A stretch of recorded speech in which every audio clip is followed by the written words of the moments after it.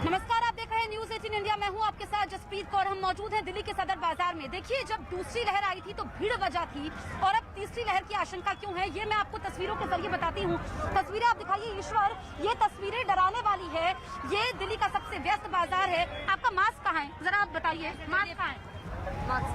Mask कहाँ है? दीदी मास्क दैनिक गरीब आती मास्क आपने क्यों नहीं लगाया है? तो ये देखिए, लोगों की बेफिक्री है। मास्क ना लगाने के 100 बहाने हैं और जैसे जैसे हम ये देखिए, यहाँ पर चलने तक की तो जगह है नहीं।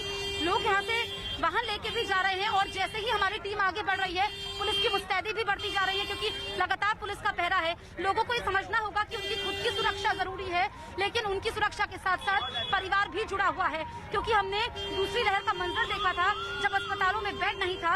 अब यहाँ पर पुलिस लगातार अनाउंसमेंट कर रही है कि मास्क पहनिए। ये आप देखिए, पैर रखने की जगह नहीं है और जो दुकानदार है उनको कितना मुनाफा होगा ये नहीं मालूम, लेकिन फीकी जरूर पड़ सकती है दिवाली अगर यही हालात है। मास्क कहाँ है आपका? मास्क कहाँ है? ये देखिए, कैमरा देख करके मास्क लगा रहे हैं। अब हमारी टीम को देखा है तो लोगों ने फिर भी मास्क लगा लिया है। और आप समझिए कि 12 बजने को है, ये हाल है। यहाँ पर लोग खरीदारी करने के लिए आते हैं क्योंकि होलसेल मार्केट है, सस्ते दाम में सामान मिल जाता है, लेकिन यहाँ पर लोगों की बड़ी लापरवाही है। लोग नहीं समझ रहे हैं, लोगों में डर खत्म हो चुका है और दुकानदार भी मास्क नहीं लगा रहे हैं। ये देखिए, कैमरा देखते हैं तो मास्क लगा लेते हैं। ईश्वर, यहाँ पे आप दिखाइए, आपने मास्क क्यों नहीं लगाया हुआ? मास्क लगाया था अभी। ये देखिए, कैमरा देखते हैं तो चुन्नी ये इन्होंने ओढ़ ली है और मुस्कुराहट है। आप समझ नहीं रही हैं कि कोरोना की जब दूसरी लहर थी तो क्या तस्वीरें थी। चलिए, अब ये बोलेंगी नहीं। आपने मास्क नहीं लगाया है। मास्क कहाँ है आपका? जी मास्क ये रहा। अब ये देखिए, तो यहाँ पर जो दुकानदार हैं उन्होंने मास्क नहीं लगाया, जो खरीदने आए हैं सामान उनकी भी बेफिक्री है। आगे देखिए, जैसे जैसे हम आगे जाएंगे यहाँ पर हालात चिंताजनक है। पुलिस की मुस्तैदी अब बढ़ चुकी है, लेकिन हालात ये कह सकते हैं कि सदर बाजार में आउट ऑफ कंट्रोल हो चुके हैं। और ये मास्क कहाँ है आपका? अब देखिए, मास्क ढूंढने लग जाते हैं और जैसे ही कैमरा देखते हैं फिर मास्क सब लगा लेते हैं। आगे हम चलते हैं। ईश्वर, आप कैमरा अप करके दिखाइए। ये मंजर है, ये दिल्ली का सदर बाजार। और देखिए, दिवाली की खरीदारी करने पहुंचे हैं। अति उत्साह तो है, कहीं ये अति उत्साह कोरोना की तीसरी लहर को दावत न दे दे, क्योंकि तीसरी लहर का खतरा लगातार बना हुआ है। मास्क कहाँ है? मैम मास्क जेब पे है।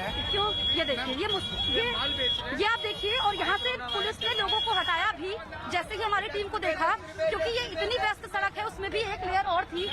और ये आगे हम दिखाते हैं और यही हाल है पूरे बाजार का। ये तो अभी शुरुआत है, जहाँ पर हम खड़े हैं, जहाँ से हम आगे बढ़ रहे हैं, यहाँ से हमने एंट्री ली और ये देखिए अब हम आगे बढ़ते जा रहे हैं। मास्क कहाँ है?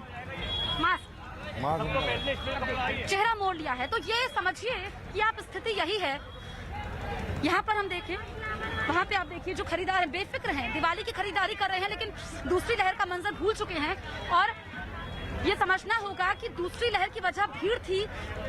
दूसरी लहर कमजोर जरूर पड़ी है, लेकिन कोरोना का खतरा अभी भी है और यही हाल देश के बाकी इलाकों का है। 4 तस्वीरें हम आपको दिखाते हैं, आप समझिए। जो तस्वीरें हम आपको दिखाएंगे, जुड़ करके हर एक नागरिक के जीवन में परिवर्तन लाने की पूरी बड़ी प्रतिबद्धता के साथ कार्य कर रहा है। भाइयों बहनों, हमें विकास कोई महत्वपूर्ण विकल्प के रूप में जनता के सामने प्रस्तुत करना होगा और जनता को भी ये मानना पड़ेगा कि विकास से ही उनके जीवन में परिवर्तन आने वाला है। ये विभाजन की रेखाएं खींचने वाले लोग आपका कल्याण नहीं कर पाएंगे। अपने परिवार के हितों के लिए सब कुछ करने वाले, प्रदेश के संसाधनों में लूट मचाने वाले लोग प्रदेश का हित नहीं कर पाएंगे, जनता जनार्दन के का हित नहीं कर पाएंगे। और इसीलिए आज जब मैं यहां पर आया था प्रातःकालीन सत्र में, आपने देखा होगा 72 पुलिस अधिकारियों का सफल प्रशिक्षण के बाद हम लोगों ने उन्हें डिप्टी एसपी के रूप में नियुक्ति अभी दी है। थोड़ी देर पहले उनको नियुक्ति भी प्रदान कर दी गई है। ये 72 पुलिस अधिकारी उत्तर प्रदेश पुलिस में जाकर के अलग अलग स्थानों पर प्रदेश के अंदर कानून व्यवस्था और सुरक्षा का एक बेहतर वातावरण बनाने में अपना योगदान देंगे। तो दूसरे कार्यक्रम में मुझे आना पड़ा है। दीपावली के ठीक पहले इतने बड़े पैमाने पर यहां पर आवास योजना का लाभ उपलब्ध करवाने का एक कार्यक्रम अत्यंत अभिनंदनीय कार्यक्रम है और मैं इसके लिए आप सबका अभिनंदन करता हूं, आपको बधाई देता हूं। भाइयों बहनों, आप अनुमान कर सकते हैं 43 लाख परिवारों को आवास पहले भी मिल सकता था, पिछली सरकारों ने नहीं दिया, लेकिन हमें जैसे ही मिला। आखिर ये 43 लाख आवास प्रदेश के अंदर किसी न किसी गरीब को, किसी न किसी वंचित को तो मिले होंगे। ये आवास पहले क्यों नहीं मिले? ग्रामीण क्षेत्र में 1,20,000 रुपए, सामान्य जनपदों में 1,30,000 रुपए, नक्सल प्रभावित जनपदों में 12,000 रुपए शौचालय के लिए अलग से और 90 दिन की मनरेगा की मजदूरी के बराबर राशि भी उस परिवार को उपलब्ध करवाई जाती है। लगभग 1.5 लाख के आसपास ये राशि पड़ जाती है।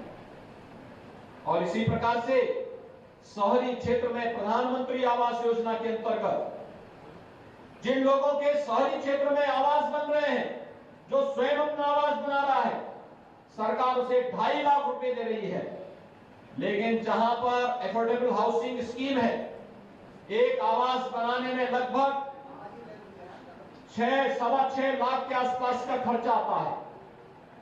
जमीन हम लोग उससे अलग कर देते हैं इसकी कीमत को कम करने के लिए, और उसके बाद 4.5 लाख का आवास पड़ रहा है। और मैं धन्यवाद दूंगा विकास प्राधिकरण को कि 2.5 लाख रुपए प्रधानमंत्री आवास योजना के साथ और शेष जो 1.5 लाख रुपए है, ये 1.5 लाख रुपए इन्होंने अपनी ओर से अनुदान के रूप में उस लाभार्थी को देकर के उसके जीवन स्तर को उठाने का प्रयास किया है। एक अभिनंदनीय पहल है। मेरा प्रयास, हमारा प्रयास होना चाहिए, हमें उन मलिन बस्तियों के पुनरुद्धार की कार्रवाई को आगे बढ़ाना चाहिए जहां पर लोग आज भी बड़ी दयनीय स्थिति में रहते हैं। वहां पर हम स्कीम लाए, अभी राज्य सरकार ने इसके लिए पॉलिसी बनाई है। उस पॉलिसी को एक और जगह अगर हम लागू करेंगे तो आप देखेंगे कि हर व्यक्ति को अच्छा आवास मिल जाए, शौचालय मिल जाए, रसोई गैस का कनेक्शन मिल जाए। तो जिना पर अखिलेश यादव ने जिस तरह से बयान दिया रैली के दौरान, उसके बाद सीएम योगी आदित्यनाथ का लेकर इसे पलटवार सामने आया है। अखिलेश की सोच ही बांटने वाली है। यूपी के सीएम योगी आदित्यनाथ ने कहा पहले की सरकारें संवेदनशील नहीं थी, इसका भी जिक्र उन्होंने कहा और साथ ही कहा कि पटेल से जिना की तुलना बेहद निंदनीय है। पटेल ने देश को एक सूत्र में बांधा, जनता विभाजनकारी सोच के खिलाफ है, ये भी उन्होंने कहा। और साथ ही ये भी कहा कि अखिलेश यादव को अपने बयान के लिए देश की जनता से माफी मांगनी चाहिए। तो सीएम योगी आदित्यनाथ को इस वक्त आप मुरादाबाद से सुन रहे हैं। अखिलेश की सोच का जिक्र करते हुए उन्होंने कहा कि अखिलेश यादव की सोच बांटने वाली है, पहले की सरकारें संवेदनशील नहीं थी। अखिलेश यादव ने क्या कुछ अपनी रैली के दौरान कहा जिना को लेकर, वो सुन लेना जरूरी है। सरदार पटेल जी, राष्ट्रपिता महात्मा गांधी, जवाहरलाल नेहरू, जिन्ना एक ही संस्था में पढ़ करके बैरिस्टर बन करके आए थे। एक ही जगह पर पढ़ाई लिखाई की उन्होंने, वो बैरिस्टर बने, उन्होंने आजादी दिलाई। उन्हें किसी भी तरीके से किसी का भी संघर्ष करना पड़ा होगा तो वो पीछे नहीं हटे। तो अखिलेश यादव ने जिस तरह से जिना की तुलना आजादी के नायकों के साथ की, महापुरुषों के साथ ये तुलना की, उसके बाद सियासी घमासान मच चुका है कि आखिर जिना किस तरह से आजादी के नायक के तौर पर अखिलेश यादव जो है वो जिना को यहां पर ले सकते हैं। और इसी का पलटवार करते हुए सीएम योगी आदित्यनाथ को भी आप सुन रहे थे, क्या कुछ उन्होंने कहा। अमित सिंह हमारे सहयोगी ज्यादा जानकारी के लिए हमारे साथ मौजूद है। अमित, भले ही अखिलेश यादव या उनकी पार्टी की तरफ से जिना के को लेकर इस बयान पर कोई रिएक्शन अभी ना आया हो, लेकिन बीजेपी अब ये कह रही है, खासतौर से योगी आदित्यनाथ ने कहा कि जो ये सोच है वो बेहद निंदनीय है, जिना की तुलना बेहद निंदनीय है। शबीना, जिस तरीके से अखिलेश यादव का बयान आया और अगर हम योगी आदित्यनाथ का बयान देखें तो उन्होंने कहा कि वो बाकायदे उन्होंने अखिलेश यादव का स्पीच सुना है और ये देश को बांटने वाला स्पीच है। और ऐसे समय में जब सरदार वल्लभ भाई पटेल की जयंती है, जयंती के मौके पर इस तरीके के स्पीच किया जा रहा है, तो इस पर उन्होंने पलटवार किया था। ये समाज को बांटने वाला है। और पहले की जो सरकारें थी, क्योंकि योगी आदित्यनाथ से पहले समाजवादी पार्टी की सरकार थी जिसमें अखिलेश यादव मुख्यमंत्री थे, उन्होंने उनकी सरकार पर हमला किया कि पहले की सरकारें इतनी संवेदनशील नहीं हुआ करती थी। और ठीक उसी तरीके से योगी आदित्यनाथ ने कहा कि उनके भाषण में भी झलकता है। और देखिए, यूपी विधानसभा चुनाव नजदीक है और जैसे जैसे विधानसभा चुनाव और नजदीक होते जा रहा है, तो जो अब्दुल्ला जिन्ना का जिन है वो बुतल से बाहर निकलते जा रहा है। तो इसी तरीके से अखिलेश यादव ने जिन्ना को लेकर बयान दिया था और अखिलेश यादव ने कहा था साफ साफ लफ्जों में कि जिन्ना की तुलना दरअसल उन्होंने महात्मा गांधी और पंडित जवाहरलाल नेहरू से कहते हुए उन्होंने स्वतंत्रता की नायक बताया था। लेकिन उनके स्पीच को सुनने के बाद योगी आदित्यनाथ ने उन पर पलटवार किया है। जी, तो अखिलेश अपने बयान के लिए यहां पर माफी मांगे। देश की जनता से अखिलेश यादव को माफी मांगनी चाहिए, सीएम योगी आदित्यनाथ के जरिए यह भी कहा गया। और यह भी कहा कि जो पहले की सरकारें थी वो संवेदनशील यहां पर नहीं थी। जिस तरह से अखिलेश यादव का जिना को लेकर यहां पर बयान सामने आया, आजादी के महानायकों से तुलना वो करते नजर आए जिना की, उसके बाद ये पूरा सियासी घमासान मच चुका है। अमित, क्या कुछ यहां पर कहा जा सकता है? जिना की एंट्री जब जब सियासी माहौल में होती है तब तब कोई बवाल मचता है और इस बार तो यूपी विधानसभा चुनाव बेहद करीब है। किस तरह से इस पूरे परिप्रेक्ष्य को लिया जाए?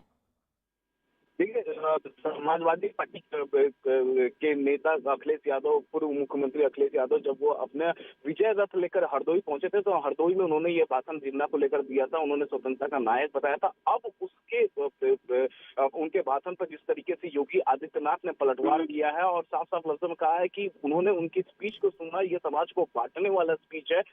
उनको पहले की सरकार यानी उनकी सरकार पर सीधे सीधे हमला किया। तो जाहिर तौर पर जो विधानसभा चुनाव है उसमें उसको लेकर विधानसभा चुनाव के मद्देनजर योगी आदित्यनाथ ने पलटवार किया है। उन्होंने कहा है कि जो पुरानी सरकारें थी वो बेहद संवेदनशील नहीं हुआ करती थी, लेकिन उनकी जो सरकार है वो बेहद संवेदनशील है। और जिस तरीके का स्पीच योगी आदित्यनाथ ने साफ कहा, जिस तरीके का स्पीच अखिलेश यादव ने दिया है, उससे उनको माफी मांगनी चाहिए जनता से। क्योंकि ये इस तरीके की स्पीच नहीं दिया जा सकता। सरदार पटेल की जयंती पर खास तौर से और राष्ट्रपति महात्मा गांधी, पंडित जवाहर की जिस तरीके से चुना हुई है, नायक बताया है अखिलेश यादव ने, तो इसको समाज को बांटने वाला स्पीच बताया है योगी आदित्यनाथ ने। जी, सीएम योगी आदित्यनाथ ने क्या कुछ कहा, सुनिए आप भी। कल मैं समाजवादी पार्टी के राष्ट्रीय अध्यक्ष का वक्तव्य सुन रहा था। वह देश तोड़क जिन्ना से इस राष्ट्र को जोड़ने वाले सरदार वल्लभ भाई पटेल की तुलना कर रहे थे। भाइयों बहनों, ये वक्तव्य अत्यंत शर्मनाक है। सरदार वल्लभ भाई पटेल भारत की एकता और अखंडता के आधार हैं, उसके शिल्पी हैं। और वर्तमान में प्रधानमंत्री मोदी जी के नेतृत्व में एक भारत श्रेष्ठ भारत की परिकल्पना को साकार करने का कार्य किया जा रहा है। लेकिन आजाद भारत को एक भारत के रूप में रखने, अखंड भारत के रूप में वर्तमान भारत को रखने का श्रेय अगर किसी को जाता है तो वह सरदार वल्लभ भाई पटेल को जाता है, जो पूरा देश लौह पुरुष के रूप में मानता है। लेकिन कल उनका वह विभाजनकारी मानसिकता एक बार फिर से सामने आ गई, जब उन्होंने सरदार पटेल को जिन्ना के समकक्ष रख करके देश तोड़क जिन्ना को महिमामंडित करने का प्रयास किया है। मुझे लगता है भारत की जनता इस विभाजनकारी मानसिकता को कभी स्वीकार नहीं करेगी और उत्तर प्रदेश की जनता तो हरगिज स्वीकार नहीं करेगी। और हमारे सहयोगी अमित सिंह हमारे साथ लगातार बने हुए हैं। अमित, क्या कुछ आप यहां पर कहेंगे, क्योंकि अब जिना का जिन अपनी बोतल से एक बार फिर से निकल चुका है और ऐसे में सियासी बवाल का मचना तय भी है। बीजेपी साफ तौर पर कह रही है, इससे पहले भी कई रिएक्शन सामने आए, अब तो खुद सीएम योगी आदित्यनाथ कह रहे हैं कि अखिलेश यादव को जनता से माफी मांगनी होगी, जनता से कहना होगा कि जो बयान यहां पर सामने आया है वो किस तरह से निंदनीय है। क्या कुछ अब आपको लगता है यूपी की सियासत में अखिलेश यादव का जिना पर कहा गया महानायकों के साथ तुलना का ये पूरा रिएक्शन उन्हें कितनी मुसीबत में डालता नजर आता है? देखिए, जिस तरीके से सीधे योगी आदित्यनाथ फ्रंट फुट पर आए हैं और उन्होंने अखिलेश यादव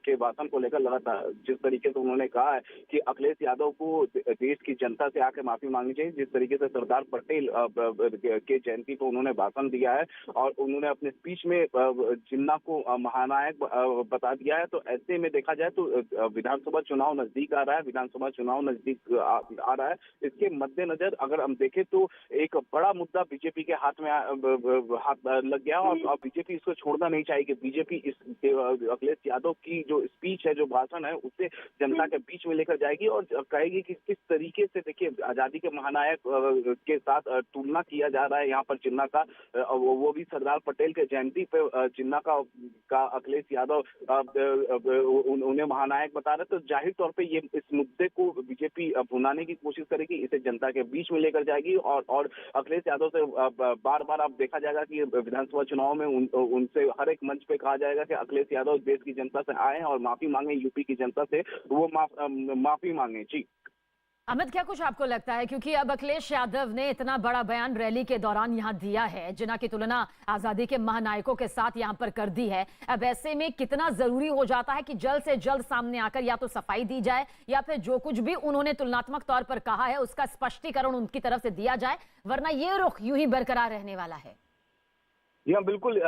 बीजेपी इसी तरीके से फ्रंट फुट पर आकर अखिलेश यादव की इस भाषण को लेकर वो लगातार बयानबाजी करने वाली है और जब तक अखिलेश यादव की तरफ से स्पष्टीकरण नहीं आएगा, बीजेपी इसी तरीके से फ्रंट फुट पर खेलती रहेगी और जनता के बीच अखिलेश यादव का जो ये स्पीच है इसे लेकर जाती रहेगी, क्योंकि यूपी विधानसभा चुनाव है और बीजेपी हमेशा से राष्ट्रवाद, देशभक्ति और विकास के मुद्दे पर ही चुनाव लड़ती है। तो जाहिर तौर पर जिस तरीके से जिन्ना की तुलना स्वतंत्रता के महानायकों से की गई है, तो इस बात को लेकर अखिलेश यादव के द्वारा इस बात को लेकर यूपी बीजेपी के या देश के बीजेपी के बड़े नेता वो जनता के बीच में जाएंगे, अखिलेश यादव की बातें बार बार, उनकी स्पीच को बार बार कहेंगे और बार बार वो अपने मंच से कहेंगे कि अखिलेश यादव अपनी जिस तरीके से उन्होंने स्वतंत्रता के महानायकों का अपमान किया है और उनकी स्वतंत्रता के महानायकों की तुलना जिन्ना से कर दी है, तो जाहिर तौर पे वो बार बार कहेंगे कि माफी मांगनी चाहिए अखिलेश यादव को इस बयान पर। अब देखना होगा कि अखिलेश यादव की तरफ से कोई स्पष्टीकरण आता है कि नहीं, अगर आता भी है तो कितना जल्दी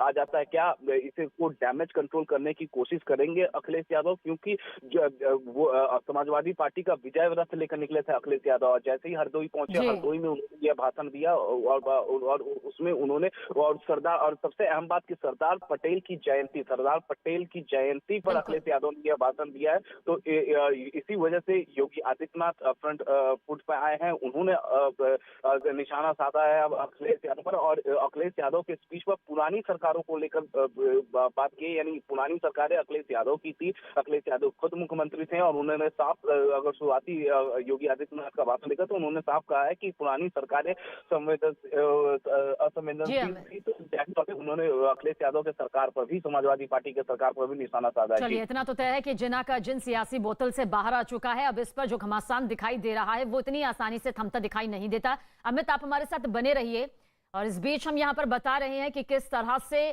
तमाम रिएक्शंस, तमाम प्रतिक्रियाएं जो हैं वो अब इस पूरे अखिलेश यादव के बयान के बाद सामने आ रही है। बीजेपी की तरफ से कहा जा रहा है कि देश की जनता से माफी यहाँ पर मांगनी चाहिए अखिलेश यादव को। मोहसिन रजा ने क्या कुछ कहा, सुनिए आप भी।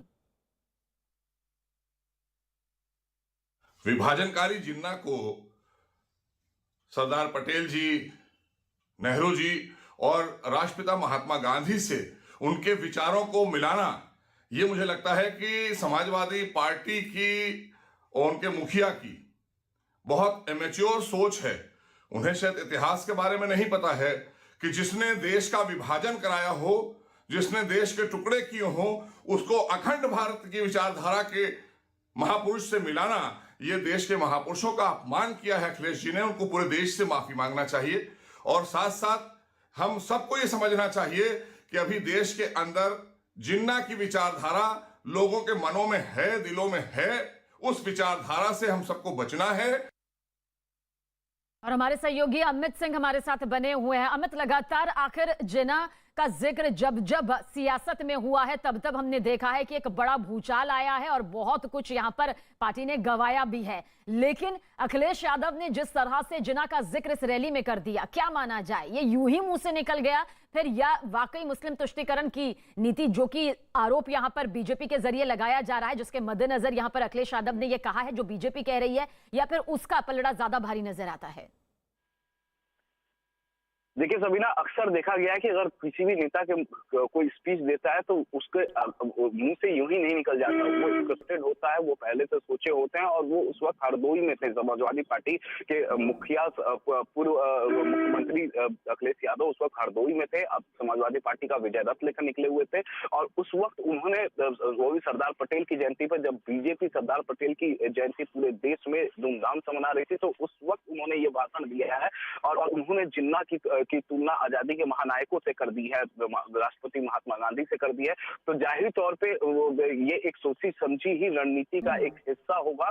और जैसे ही उन्होंने ये स्पीच दिया, उसके बाद बैठे बिठाए बीजेपी को एक बड़ा मुद्दा मिल गया कि इस तरीके के सोच वाले लोग आज भी देश में मौजूद है। सबसे पहले स्वतंत्र देव सिंह बीजेपी के नेता, उन्होंने हमला किया, योगी आदित्यनाथ फ्रंट फुट पर आ गए हैं, वो लगातार उन्होंने समाजवादी पार्टी के मुखिया अखिलेश यादव पर हमला किया और उन्हें माफी मांगने के लिए कह दिया। इसके बाद हम देखिए मोहसिन राजा जो कि यूपी सरकार के में कद्दावर मंत्री हैं, उन्होंने भी वो भी लगातार अखिलेश यादव पर हमला कर रहे हैं। तो जाहिर तौर पे अब हो सकता है कि अखिलेश यादव इस पर क्या स्टैंड लेते हैं, किस तरीके के स्पष्टीकरण देते हैं। बिल्कुल, अब इंतजार इसी बात का है कि आखिर अखिलेश यादव या फिर उनके पार्टी से जुड़े जो नेता हैं वो किस तरह से सामने आते हैं और इस पर क्या सफाई अपनी तरफ से क्या स्पष्टीकरण यहाँ पर देते हैं। लेकिन कुछ देर पहले किस तरह से सीएम योगी आदित्यनाथ ने इस पूरे बयान को लेकर अपना रिएक्शन, अपनी प्रतिक्रिया यहां पर दी, वो सुनिए।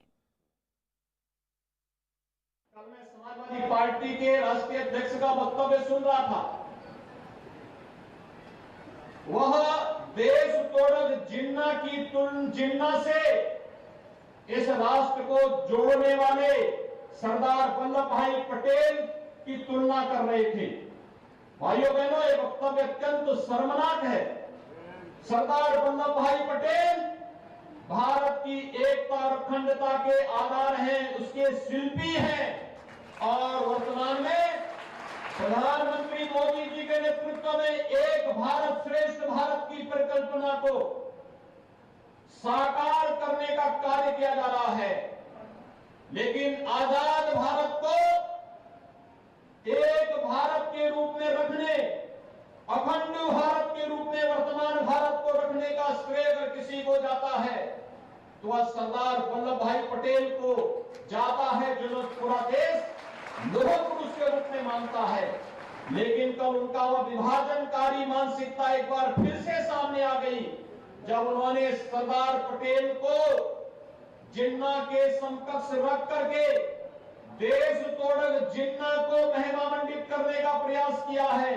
मुझे लगता है भारत की जनता ये विभाजनकारी मानसिकता को कभी स्वीकार नहीं करेगी और उत्तर प्रदेश की जनता तो हरगिज स्वीकार नहीं करेगी। तो अखिलेश यादव ने रैली के दौरान ये तो कह दिया कि जिन्ना की जो तुलना है वो उनके जरिए आजादी के महानायकों से कर दी गई, लेकिन इसके बाद उनके लिए एक बड़ी मुसीबत यहां पर खड़ी हो चुकी है, इसमें भी कोई शक नहीं। अखिलेश यादव के जिन्ना वाले बयान के बाद शुरू हुए बीजेपी के तीखे हमलों के बीच कांग्रेस भी इस मुद्दे पर कूद पड़ी। सुरेंद्र राजपूत ने इस मामले में बीजेपी को भी घेरने की कोशिश की।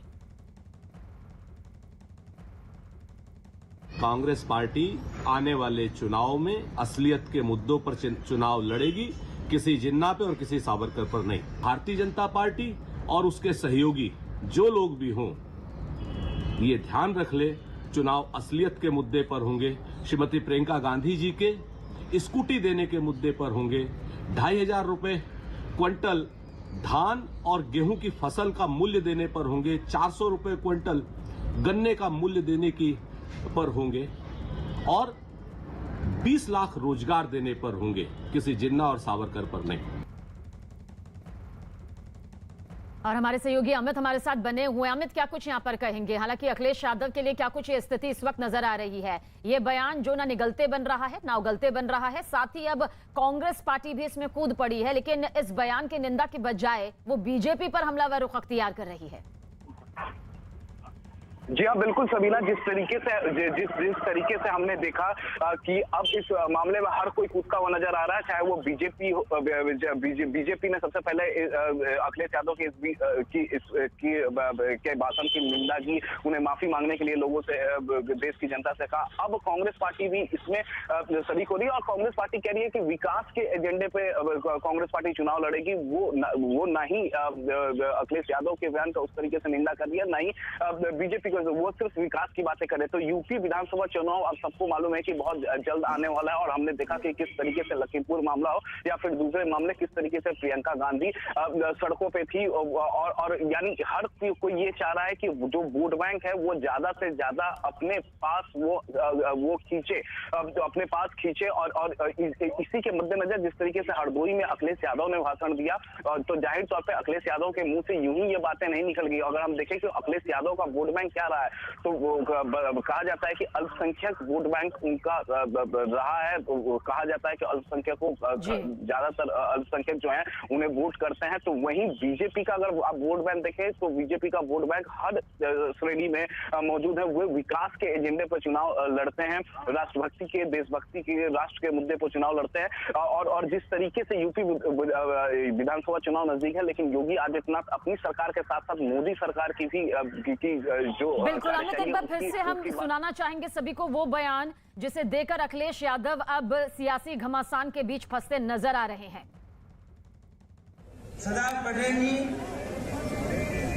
राष्ट्रपिता महात्मा गांधी, जवाहरलाल नेहरू, जिन्ना एक ही संस्था में पढ़ करके बैरिस्टर बन करके आए थे, एक ही जगह पर पढ़ाई लिखाई की उन्होंने, वो बैरिस्टर बने, उन्होंने आजादी दिलाई। उन्हें किसी भी तरीके से किसी का भी संघर्ष करना पड़ा होगा तो वो पीछे नहीं हटे। कामयाबी की कोई कहानी एक दिन में मुकम्मल नहीं होती, लेकिन ईमानदारी, लगन और सच्चा संघर्ष हो तो सफलता की कहानी एक दिन पूरी जरूर होती है। क्या आप जानते हैं कि देश में श्वेत क्रांति यानी दूध क्रांति लाने वाले अमूल का सफर गुजरात के सिर्फ 2 गांव से शुरू हुआ था। 75 साल का हो चुका अमूल भी पूरे देश के साथ आजादी के अमृत महोत्सव की खुशियां मना रहा है। आइए जानते हैं कि सबसे कामयाब ब्रांड बनने तक की यात्रा में अमूल ने आखिर कौन कौन से पड़ाव पार किए।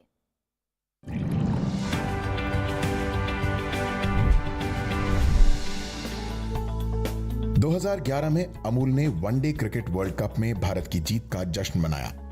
2 अप्रैल 2011 को वनडे क्रिकेट वर्ल्ड कप का फाइनल मैच मुंबई में भारत और श्रीलंका के बीच खेला गया। भारत ने श्रीलंका को 6 विकेट से हरा दिया। 1983 के बाद भारत ने दूसरी बार वर्ल्ड कप अपने नाम किया। अमूल ने जीत के स्वाद का संदेश दिया।